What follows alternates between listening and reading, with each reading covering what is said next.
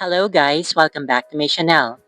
In this video, we'll be doing a restringing of an American Girl doll. Now, in my last video, I've already showed you how I like restring one arm to an American Girl doll, but this time we'll be doing a full restringing. So it means we'll be stringing out both her arms and legs. And this is very nerve-wracking for me because this is my first time doing a full restringing. Now, I've always dreaded doing this in the past because I've had an experience before with a patty play pal, and I guess it's kind of different if you come to think of it because a patty play pal is different in a way that it's hollow. It's not like an American Girl doll which has stuffing in it. So I guess this really colored my opinion on restringing. I thought it was going to be really hard. But luckily, I was proven wrong. It was actually quite easy. So in the future, when I have to do a restringing, I will not be so apprehensive as I was before I did this. But anyway, so while I'm doing the restringing, of course, we'll be reading a Reddit story. Again, these Reddit stories are not real, so they're just made up by me using ChatGPT. So anyway, enjoy watching me restring this doll. I'll be reading pseudo Reddit stories that I just made using ChatGPT, and I'll be making truly me number 88. Okay, enjoy! So here's the doll that will be like assembling in this video. So this is an unknown doll. Okay, actually, I purchased this head separately, so she did not come with the arms and the legs and the torso. So this is basically a franking doll that we'll be making today. But we'll be making her into Truly Me number 88 because I was able to get like a Truly Me 88 wig.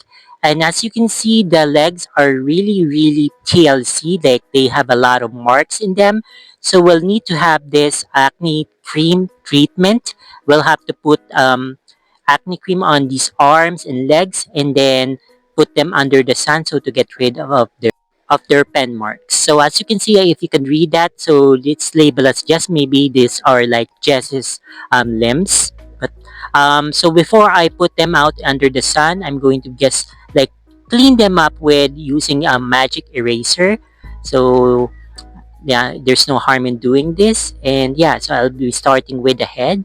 The head, there's nothing really wrong with it. It's just a bit dirty, but luckily there's none of the pen marks on the head. So I don't have to worry about that. It's just really the limbs, the legs, and the arms that, that needs more of the attention. So while I'm doing this, since everything is self-explanatory, let me go ahead and start reading the American Girl doll Reddit stories that I was able to create using ChatGPT. So let's start with this one. I found a one-of-a-kind American Girl doll at the thrift store, and she's worth a fortune.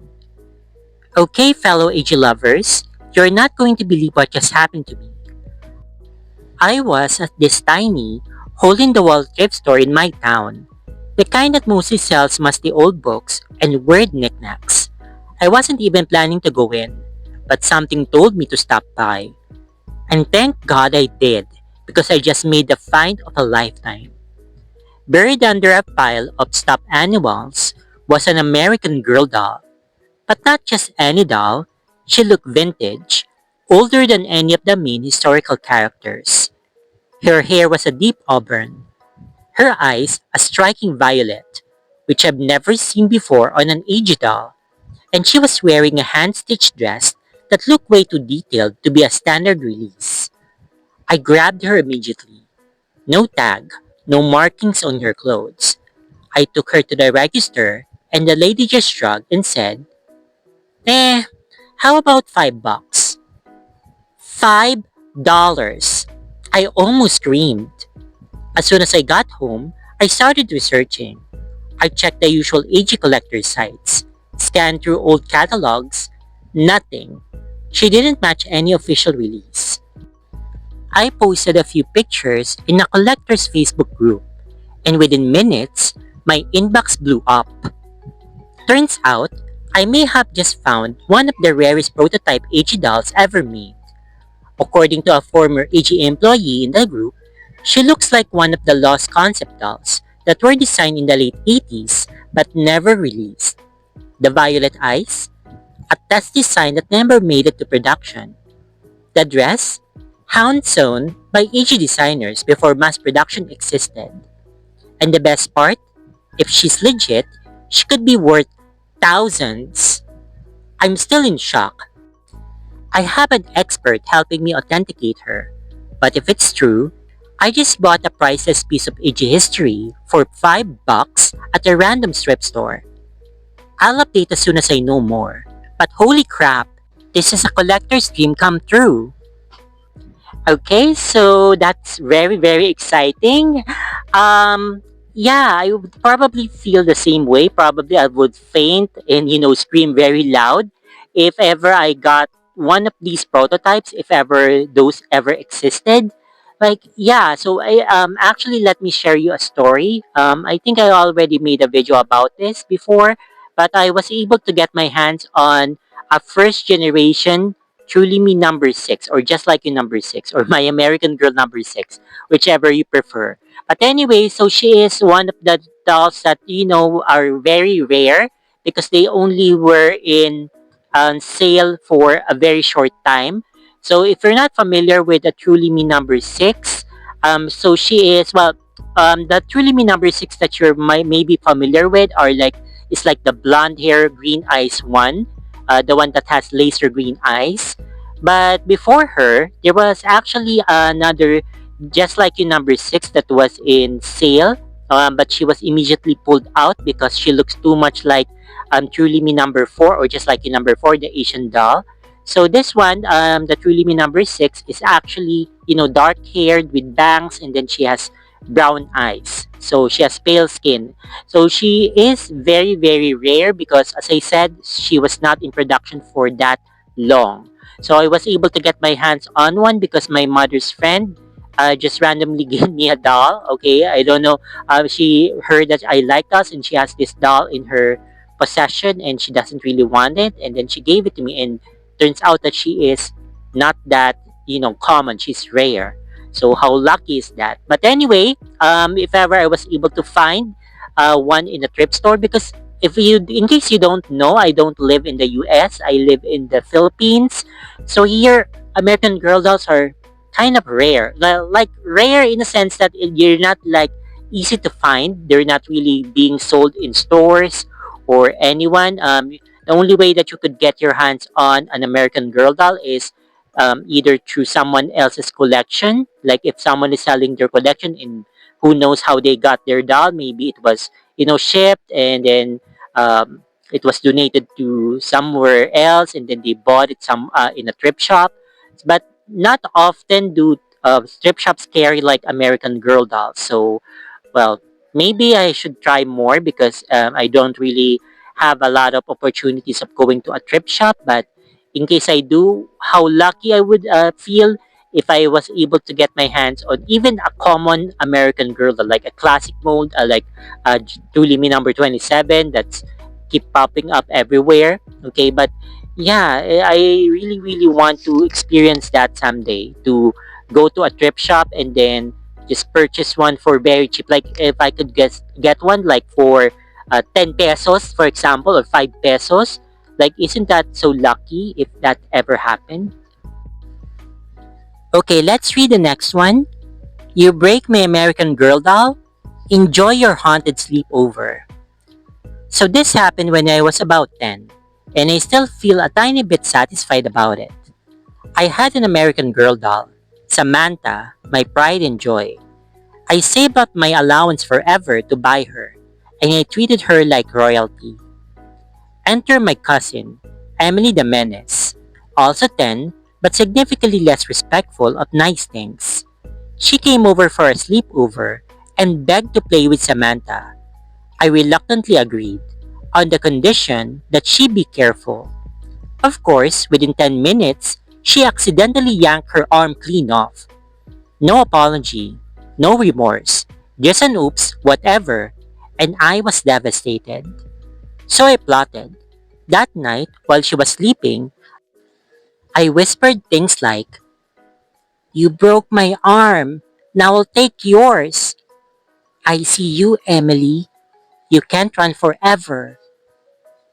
Then I placed Samantha right by her pillow, so she'd wake up to the doll's unblinking stare.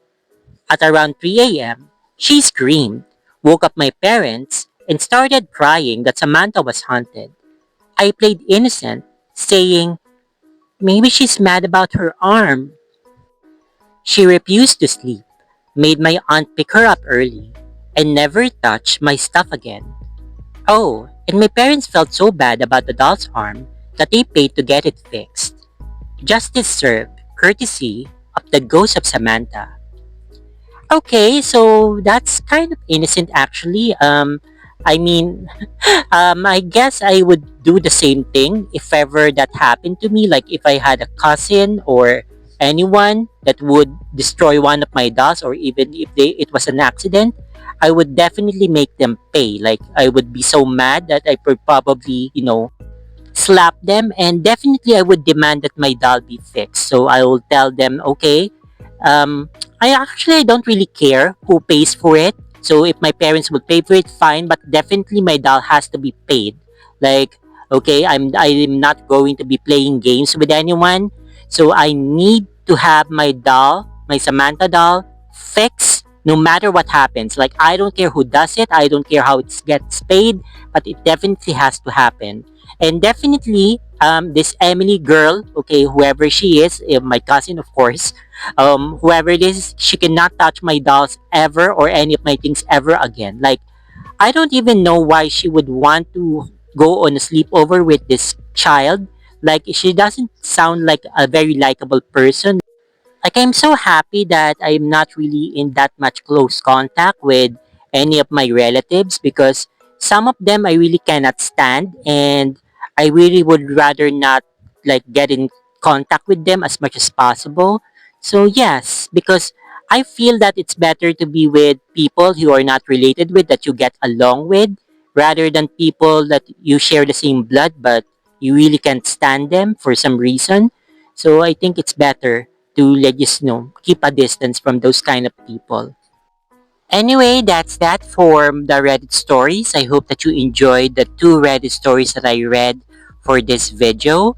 So now, as you can see, I'm inserting like stationary eyes on my American Girl doll, or my Truly Me 88. Now, I made her a Truly Me number 88 because, well, one, I have the wig, and two, I don't have 88 in my collection. So even though she's not a real 88, she's just a customized one. I still like this one better because I think she truly imbibes um, the quality of a truly me 88, whatever that is. What I mean by that is, she has the light blue eyes, she has fair skin, she has the classic mold, and of course the iconic uh, sugar cotton candy hair. So that's the term that I was looking for. I'm sorry that the video is a bit off kilter. Yeah, I didn't notice, because if you don't know, I actually use this contraption.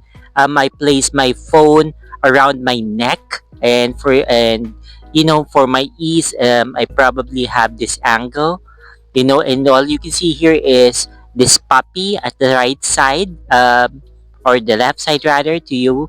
Yeah, but this puppy is no longer with us, so we actually rehomed him to another person, to another owner, and hopefully he's in good hands.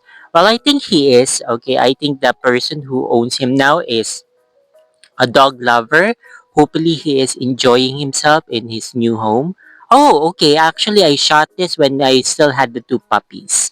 So both of them are in good homes now. Okay, so we're going to do now the restringing. Okay, so this was what I was struggling with before. Well, I was struggling in the thought that I would be doing this restringing. So here I'm showing you that I made this. I used this like elastic string. Okay, so this is actually made out of this like lanyard for IDs. So I bought this a few years ago, intending for this to be used like this one for restringing, and of course the suction cup. And then I used like this screw, this nuts for me to have this like uh, I don't know what to say. But just so that it will keep the string in place. Okay, then I'm using this blow dryer to soften up the limbs. Okay, some people like to use boiling water, but I prefer this one. Less messy. Okay, and then once the limbs is so soft because of the blow dryer, I put it on hot. So it will be easier for me to put in the suction cup. So as you can see, it was quite easy. So now all I need to do is to put in the string inside the torso. Make sure that it's put in the correct way. Okay. And then once you have it inside, and then all you do is to stretch it out a bit. I do have like what you call um, a hemostat, but I'm having trouble finding it. I don't know where I put it. But anyway, what I did was I used another screw, another nut, and then I'm going to put it inside the string. And to tighten it up a bit, I'm just going to, knot it up. So I'm going to put the string inside the knot and then tie it up. And then what I usually do when I tighten up limbs, I would use the elastic bands that you use for hair in between the space between the screw and the suction cup. And yeah, it worked. So I was able to tighten up all the strings. And here she is, my Trulimi number 88. So I named her Clytemnestra after the Greek queen, the tragic Greek queen. I recently came across her story and I really like it. I like that she was a strong queen even though she ended up tragically. But still, I really like that the name signifies someone who is very strong and kind of vengeful. So if you don't know the story, so search it up, Clytemnestra. So that's it for this video. I hope that you enjoyed watching it. There will be more to come. And oh, I have a few dolls coming in a few months. So I'm excited to unbox them. So they'll be my very first international purchase for 2025. I'm excited for them to come. That's it. Thank you for watching. Have a nice day. Bye-bye.